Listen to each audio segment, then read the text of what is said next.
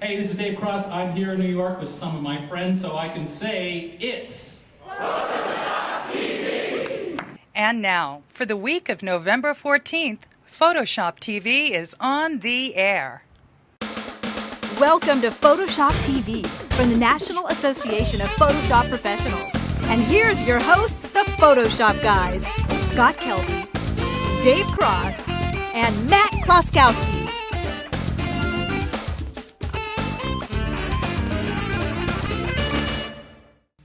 Well, hi, and welcome to Dave TV. Last time it was the Matt and Dave show. This time it's Dave is the only one here from the Photoshop guys because Matt and Scott are in Japan doing Photoshop World. However, rumor has it they will be sending us a report from Japan. I was going to say live from Japan, but who knows what time of the day it is there when they're filming. But filling in very ably with me today is Mr. Larry Becker, the Executive Director of the National Association of Photoshop Professionals. Welcome, Larry. Thank you very much. Nice to be part of the third string. We walked around the office and said, who on earth? No, we didn't. Larry was our first choice because he, not only is he the Executive Director of NAP, but he also has done some training and is going to even throw in a little tip for us a little bit later on. So welcome. I'd also like to very quickly thank our sponsors, iStockPhoto.com and Wacom, who both very nicely support our little venture here so we can continue to bring this Photoshop TV to you every single week. So let's get right to it and start with some news.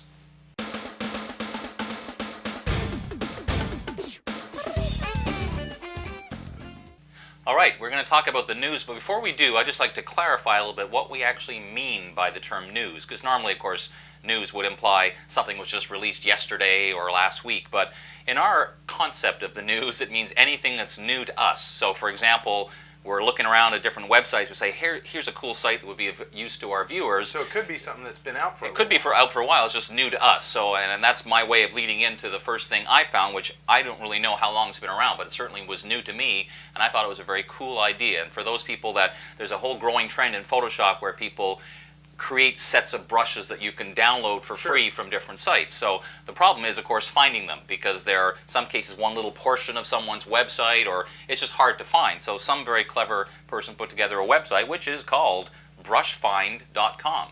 And you go to this site and it's basically a directory of Photoshop brush collections. And it's very cool because it lists the most recent ones at the top, the most popular ones, and you can also search. So, for example, I went there last night and typed in music, and it came up with 5 or 6 sets of brushes that are based on musical brushes, different shapes and things that you can download. Almost all of them are for free, and the whole idea is just share with people where you got them.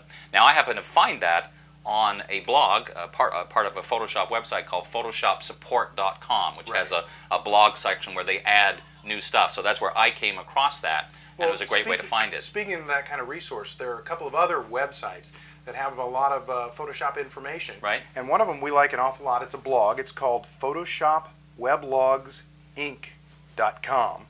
And then there's another one that's at Adobe. It's actually Adobe sponsored, share.studio.adobe.com. Right. And so you don't have to remember that. Obviously, we're going to have this all on PhotoshopTV.com. Right. So you can look up the links there as well. Yeah, and I'm glad you mentioned that Adobe Studio, the share idea, because it's really quite amazing. Again, it's all for free, and you can find brushes and actions and scripts and all kinds of things. They have it broken down by product, so if you're looking for something for Adobe Bridge, you can find a script to help that work. And again, it's all free. I think you have to register once to be able to download, but after that, if you're looking for an action to make your type into like liquid Chrome or something, you just type in Chrome and you'll get 47 actions. You download them, try them out, and if you like them, you put a little comment to say works great for me. So my kind of pricing. It is and it's very easy to use as well. Now, one other last bit of news for you. I just wanted to mention that Primat Chroma Key. It's a digital anarchy product. It's a very cool little product that lets you do like blue screen effects in Photoshop and then drop in backgrounds.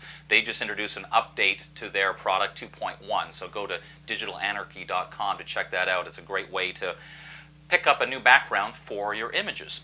So that's it for our news. And now what we're going to do, right after this, we're going to talk to you about last week's contest winner. Hi, my name is Yoko Nakagawa. I'm a senior product manager of the Adobe Systems and responsible for Photoshop. And you're watching Photoshop TV.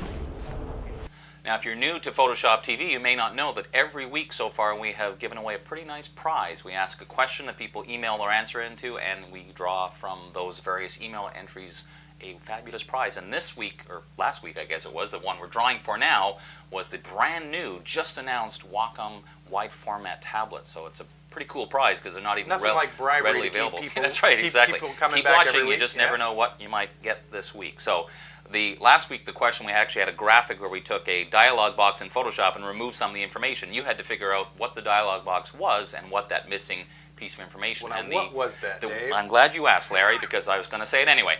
The channel mixer dialog, and the missing part at the bottom, it would said monochrome. So that was the correct answer, and we got lots of entries in with the correct answer. Now Matt, even though he was in Japan, has this fabulous system where he takes all the emails and randomly picks one to make sure it has the correct answer.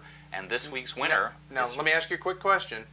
If you enter multiple times, does that mean that you get to No, be and much I'm more? glad you said that, because Matt would be very happy on his behalf, because he's been mentioning that the last couple of weeks, that one entry per person does the trick. Okay. And this person did enter once with the correct answer. It was James King from Charlotte, no charge.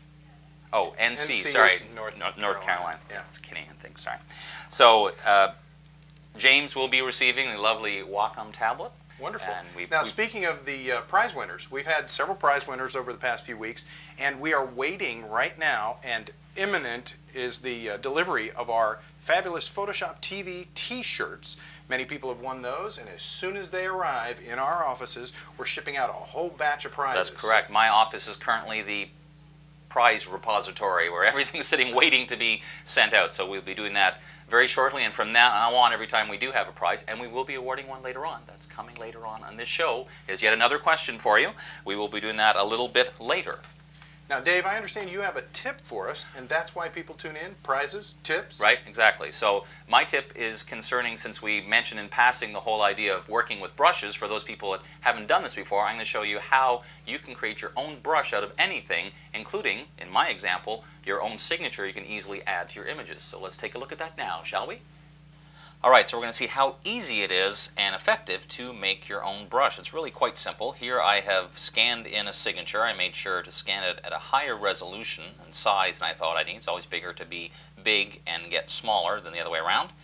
And obviously black on white makes it very easy as well. So it's in bitmap mode. Yeah, bitmap is only because that way I can do it at a high quality and not get any, I don't want that kind of anti-alias edging that like a grayscale TIFF would get or something of that nature. And the way it's going to work is whatever is black will ultimately be the brush, whatever is white will be see-through. Now I just have to select all, and then from the edit menu, choose Define Brush Preset. Now it's going to default, by default, strangely enough, since that is what defaults usually do, to the name of the file. Now I could call it something else, you know, like Signature or something. It's showing me the size, but that's just the size is going to actually define the brush at, but that's fine. I click OK. And now actually this has served its purpose, so I can file it away for future reference. Now here's the photo, for example, I want to use it on. I prefer to add a new layer, because that way I get more control over my brush. So now to use it, I just have to get my brush tool and check a few things. I want to make sure the opacity is 100%. I don't really want the airbrush. I'd like the flow to be 100%, because really what I want to do is get a nice clean brush on a layer that I can then play around with. I also want my brush to be white in this case. Of course, it could be anything you want. And then you simply go to the list of brushes, and right down at the very bottom should be the brush that I just defined. It's probably going to be much bigger. Yeah, it's just a little bigger than I need, the giant signature brush. But the whole idea here is we can scale it down very easily. I use the left bracket key, and as I do, it starts scaling that brush down. You can still kind of see how big it is. And remember, I'm on a separate layer, so at this point I just click once to add it to that layer. There's my nice little signature. Let's zoom in a little bit so you can see. There it is, very nice. But at this point, because it's a separate layer, I could of course take my Move tool and reposition it if I wish to put it somewhere else. I could use Free Transform to make it smaller, or I could even lower the opacity to make it a little less obvious. And the cool thing is, once you've done this once, every time you go back to use the brush, it will be one of the choices under this brush palette menu.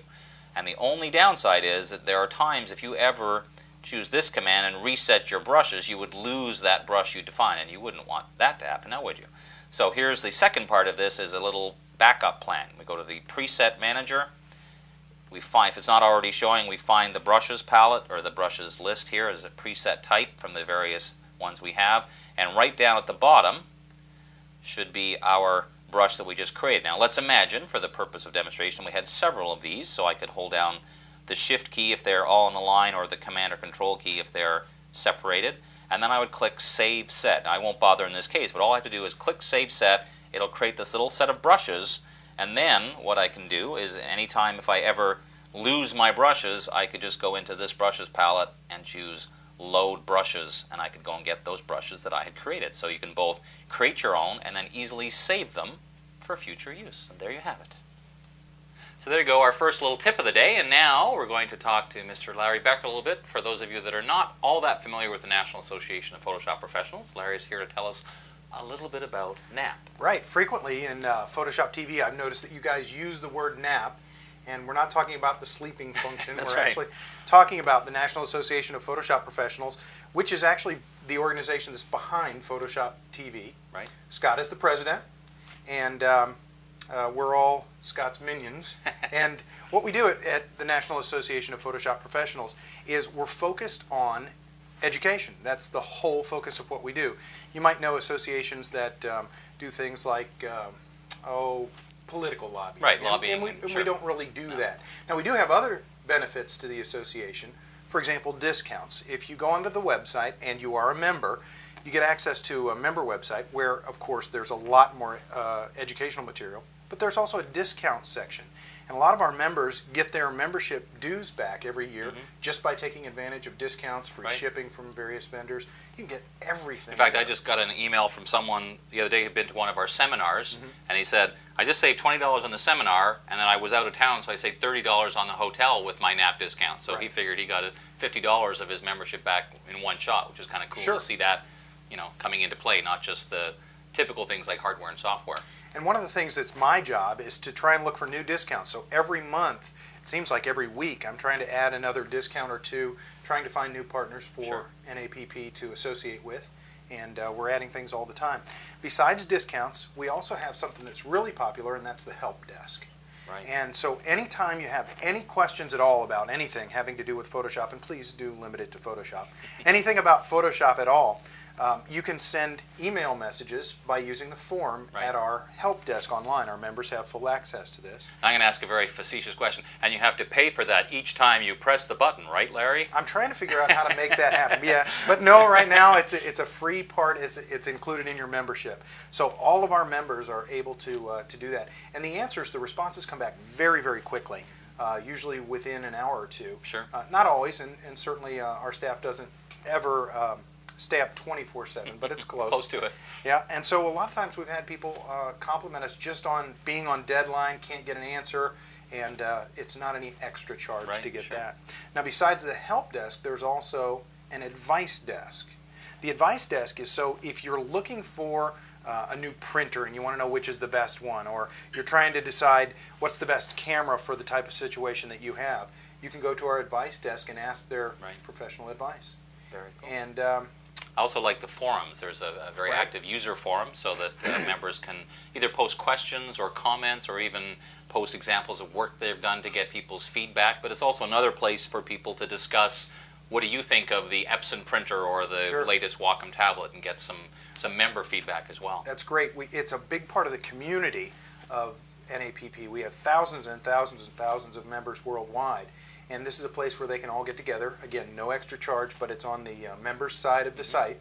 And there's also NAP Classifieds. You can put in things Right. that you've got for sale and sell to other people that are interested in the same kinds of Right. things that you are. Of course, one of my very favorite parts of the NAP site and the education side is the fact we do weekly tutorials, so that every week there's new tips and tutorials up there on a whole range, everything from very beginners to more advanced. And I know Matt and I both every week have a little QuickTime-based movie so you can watch along and get Yeah, some and that's a information. good point. A lot of the tutorials are written so you could print them out, and some of the tutorials are video, and so you're actually able to do things, watch tutorials on video, and we have a repository of hundreds of these things that we've accumulated over the years. Right. Now we can go on and on about many benefits. One other thing that is worth mentioning as well, I think that it's almost like a hidden benefit even some current NAP members don't take advantage of, is the NAP Gallery, where we provide free space for people to have a little portfolio online, and they can make that URL available to the world, so you don't have to be a member to go and look at the images. So you do have to be a member to get to the portfolios, to view everyone else's portfolio.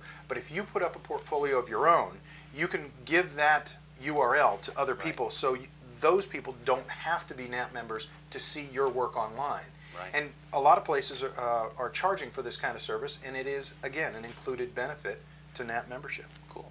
And also, as Larry said, lots of discounts when we have our Photoshop World or Photoshop seminars. All NAP members automatically get a better price than the general public. So now one other thing that, we should probably tell people how to get more information. They should go to photoshopuser.com if they want to check out a bit of an idea of what all the other benefits we haven't even talked about. Now, one thing we did want to mention before we leave this segment is the latest endeavor of NAP, which is the Digital Canvas Awards. Maybe you can just tell us a little bit about that. Now, the Digital Canvas Awards, and you can find out more about those at digitalcanvasawards.com, ironically.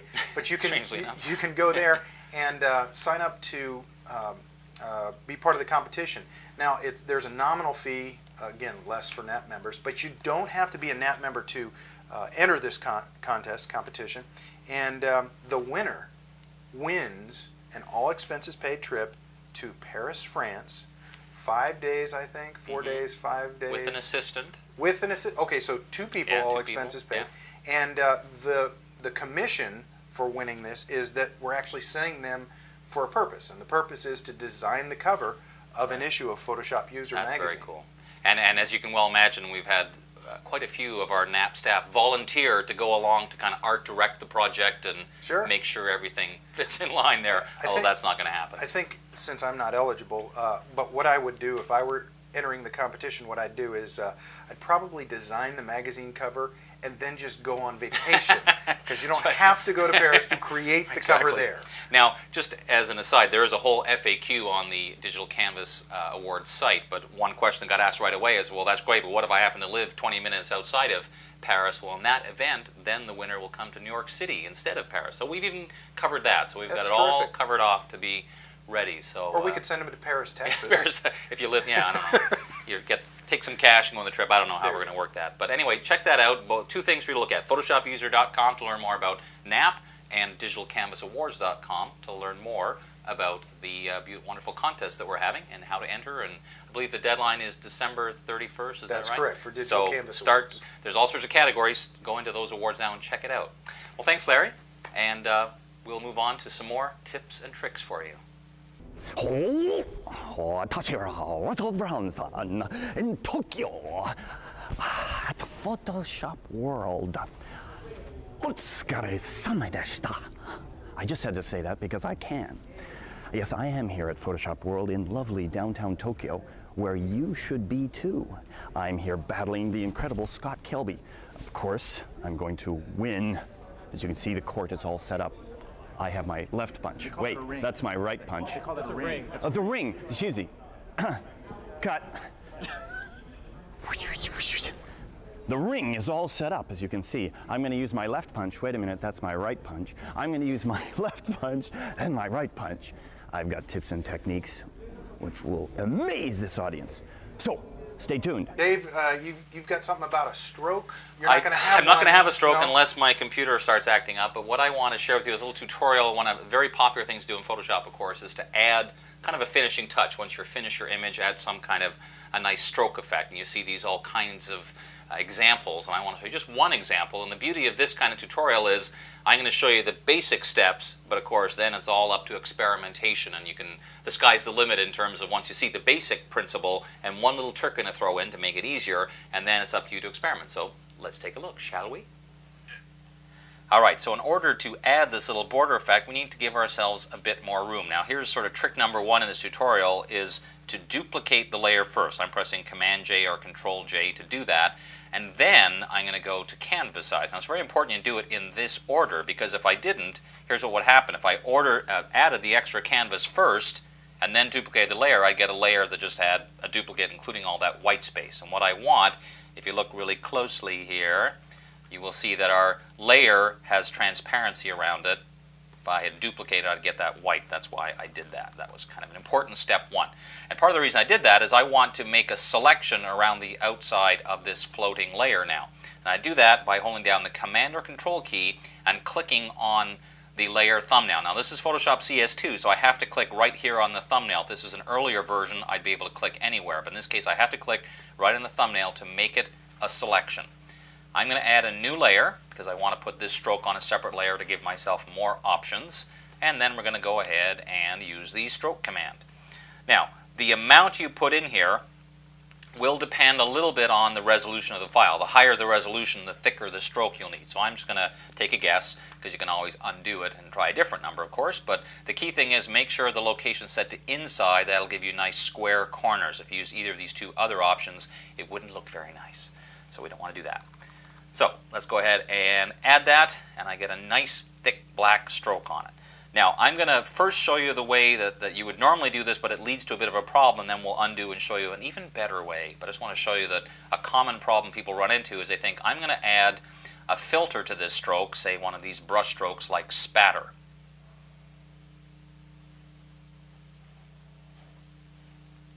Let's move this over so you can see a little better.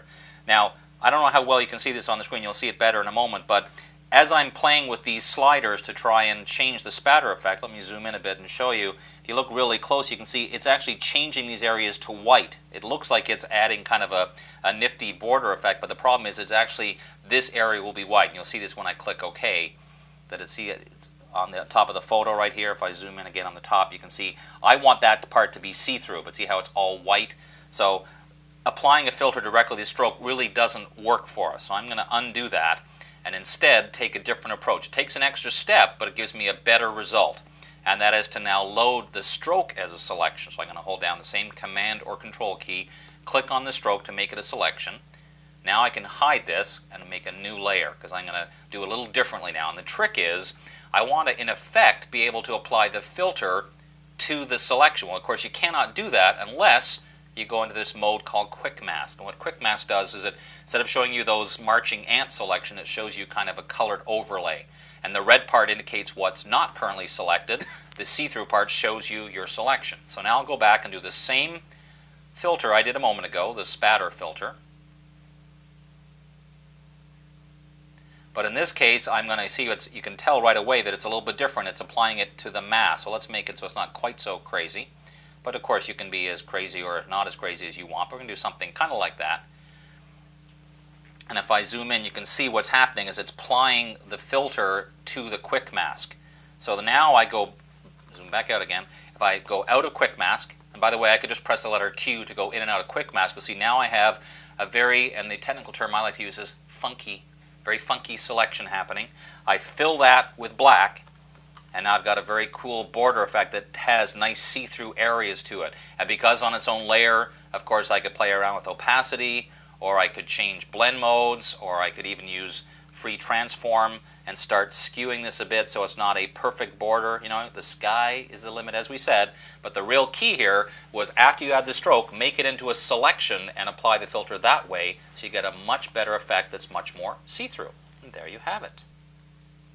All right, now the key to that last tutorial is experimentation, because I just showed you one example of applying a filter in Quick Mask. Of course, you got to go to town and try all sorts. Now, here's the other thing. Don't use filters that add something. In other words, you can't use a filter like add noise, because that would add stuff to the whole Quick Mask. You need some kind of distortion filter that will just play with that selection. So, last little thought for you on that tutorial. Now it's time. Dave's Trivia. We don't have a song yet, but someday we will. But this is not the contest trivia, so don't go, getting ready to send emails. This just is the cocktail party trivia you could mention when you're at those Photoshop cocktail parties and you're discussing. Which we have here every what is it, Thursday at 7. You're welcome to join us if you're in wherever we are. No, we're getting distracted. Okay, back to the trivia question. And this week's trivia question goes back to, I'm not going to tell you what version of Photoshop, because that might make it too easy to understand, but the question for today is, some time ago in Photoshop, a tool which is currently in the toolbox used to be in its own floating palette. A whole set of tools used to be in a floating palette on its own. What tool or set of tools was that? And we'll have the answer for you right after this.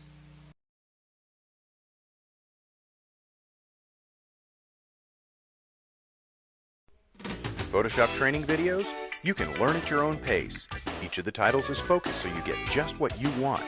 Leading Photoshop gurus and the best-selling authors on the planet are your featured instructors. And the great thing is that with Fast Forward and Rewind, you learn at the speed that's right for you. Just stop by PhotoshopVideos.com. Welcome back. All right, we're back. That was a familiar voice. Had sort of a familiar ring to it, I must say. I'm not quite sure why, but who knows? Trivia answer. Oh, yes. Answer. The question was, what set of tools used to be in a floating palette? The answer is the pen tools. The pen and, add anchor point, delete anchor point, used to be in its own floating palette, and then they very quickly put it back in the toolbox, and people kind of went, huh? So there you go. Next time you're trying to stump someone with Photoshop trivia, unless they've watched the show, you can go ahead and do that. Okay. Now, you know what it's time for? I have no clue. You tell me. It's time for our fearless leader, Scott and Matt, and they are straight from Japan. So let's turn it over to Scott hear and what Matt they have to say. from Japan.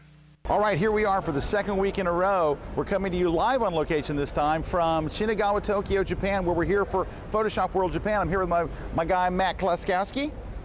Hi. He's rocking the house ski from Tokiyowski. Anyway, we're here to give you kind of a glimpse behind the scene of how the whole thing's coming together. So in just a moment, we're going to take you inside. In the meantime, I have some news. Remember in last week's episode, I talked about the leak of the Nikon D200. Well, it's out, and you probably already know the specs because I told you last episode. But here's the thing, I actually got my hands on one. I was with Bill Fortney from Nikon. He had one of the first ones off the line now. They're not available yet, but I got my hands on one. What a great camera. It feels like a D70, but with more like the features of a D2X. It felt like a camera. Like it felt like a really good camera, though. Yes. Also, if you are a Nikon shooter, you have like the D2X, take a look. Nikon has introduced a free patch, a free firmware patch. Go download it from NikonUSA.com. Well, let's go inside and check out what's going on at Photoshop World Japan behind the scenes.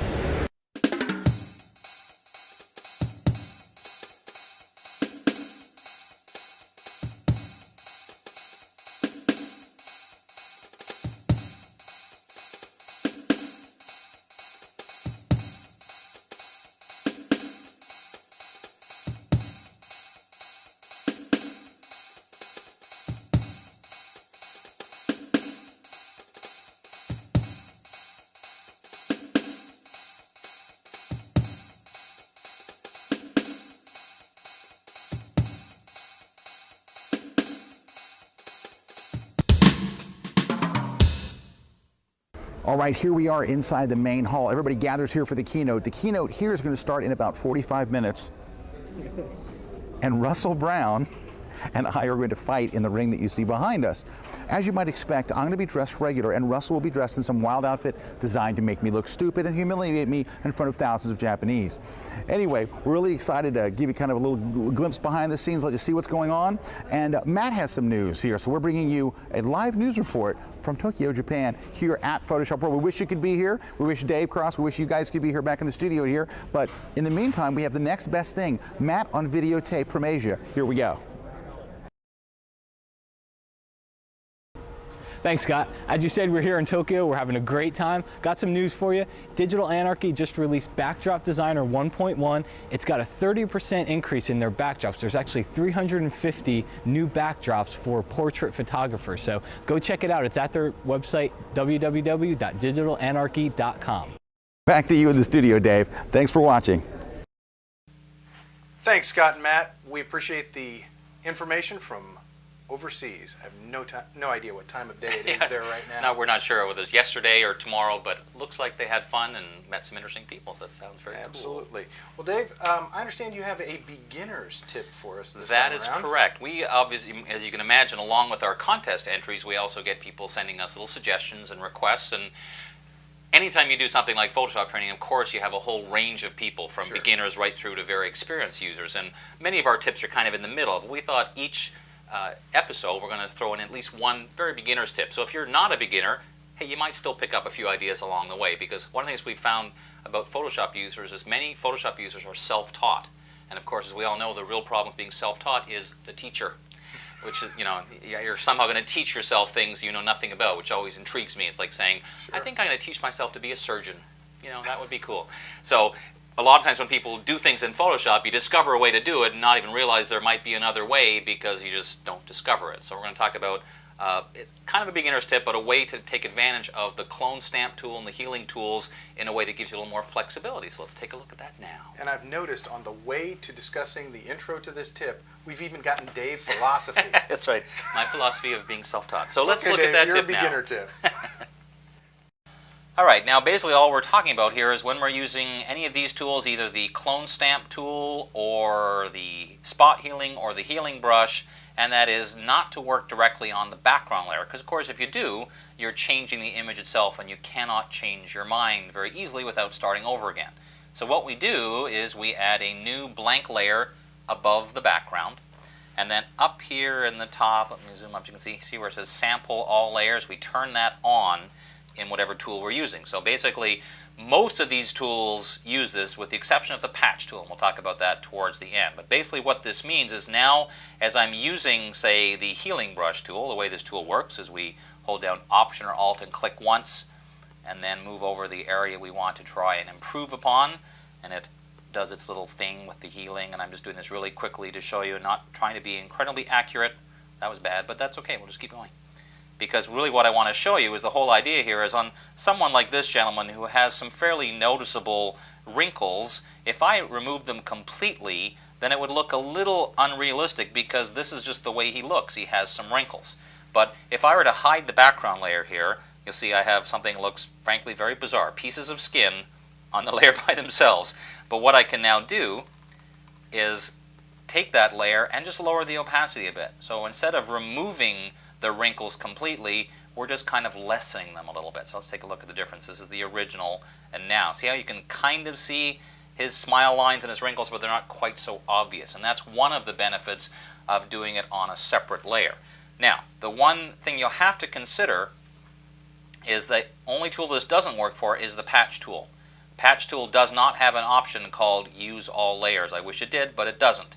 So, if you think you might be using the patch tool as part of your fixing procedure, then do this instead. Duplicate the background layer.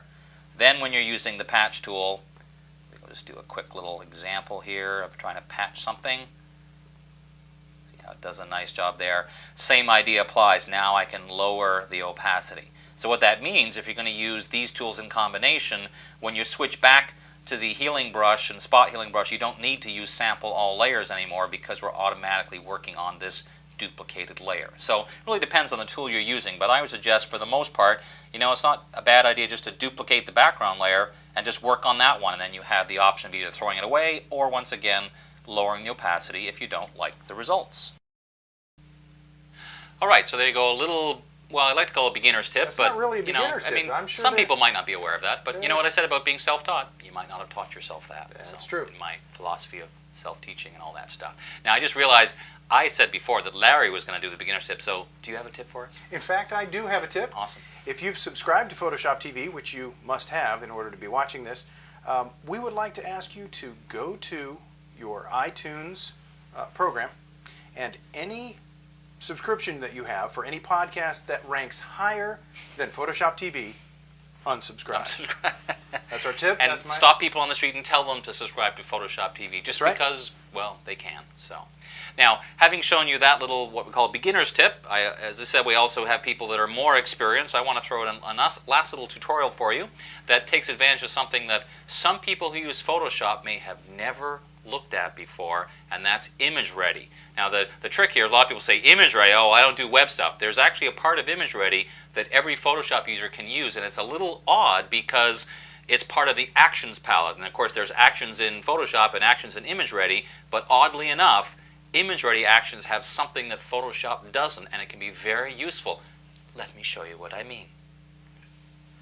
Now, I'm actually starting in Photoshop, but what I really want to show you is a part of ImageReady. And here's, let's talk about this first in Photoshop. Let's pretend I have a folder full of images, and if we check the image size, they're all different sizes. Some are like 480 in width, some are 600, but I want them all to be a certain width, like say 400. Well, the problem is I only want to change the ones that need to be changed. In other words, only ones that are greater than 400 need to be changed to 400. There's no point in changing the ones that are already that size. Well, unfortunately, if we look in the Actions palette in Photoshop, there's no option to do that. When I try to record actions, I'm kind of out of luck. So this is where actually ImageReady comes to the rescue. So I'm going to just switch to ImageReady. It's actually going to jump over there with the same image. Now I already moved the Actions palette over here. And here's where ImageReady has something, ironically enough, that Photoshop doesn't. It's got nothing to do with web design. A lot of people think of ImageReady as a web tool, which it partially is. But here's something that ImageReady has that Photoshop doesn't. It's called Insert Conditional. And it's actually kind of like an if-then statement within the action. So for example, I could say if the image width is greater than 400, as an example, perform the following action. And I can say either skip a step or whatever. I'm going to choose include the following one step. So what I would do is I would then click OK. I would then record the image size command to say make it 400 and finish my action. Okay, once I had done that, then when I run the action on a folder as like a batch, what will happen is Photoshop, we'll see how to do it in a moment as a droplet, the action would be applied and it will only change the images that need to be changed. So here's what I would do. I'd finish recording the action in ImageReady, and then I would use the pop-up menu in here to, right at the very bottom, it says Create Droplet. So we're just going to pretend this is the one I did, even though it's not, and call it Change, if I could type Change Size, put it on the desktop, and now if I switch to the desktop, hide everything else, you'll see right up here, my messy desktop, is this droplet called Change Size. What I could then do is take a folder of images, drop it on that little droplet, and it would look at each image in that folder and only change the size of the ones it needed to based on that conditional step we had in that action. So it takes a bit of effort to kind of check it out, but it's well worth it because it adds something that Photoshop doesn't, even though it's in ImageReady. Now when you're using those kind of conditional actions, as you can see, I didn't show you all the steps and actually record an action. I just really want to introduce the idea that those conditionals are there. And once you see the possibility, there's a whole list of things you can do with it. I've seen some people do some pretty cool things, so try it yourself if you will. That was conditionally quite good. On the condition that you do it on a regular basis. Now, what's it time for?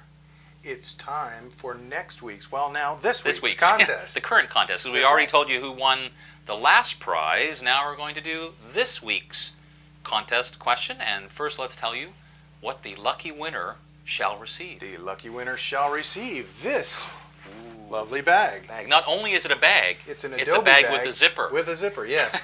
And a Which is handle. But that's not all. unzipped. Now, look at this. Have you ever seen this book before? It's the I have. Photoshop I know it Help Desk intimately. book, and it's written by Dave Cross. Dave Cross. Know it well. Yeah, okay. So that one is from Dave Cross. We have even more things in here.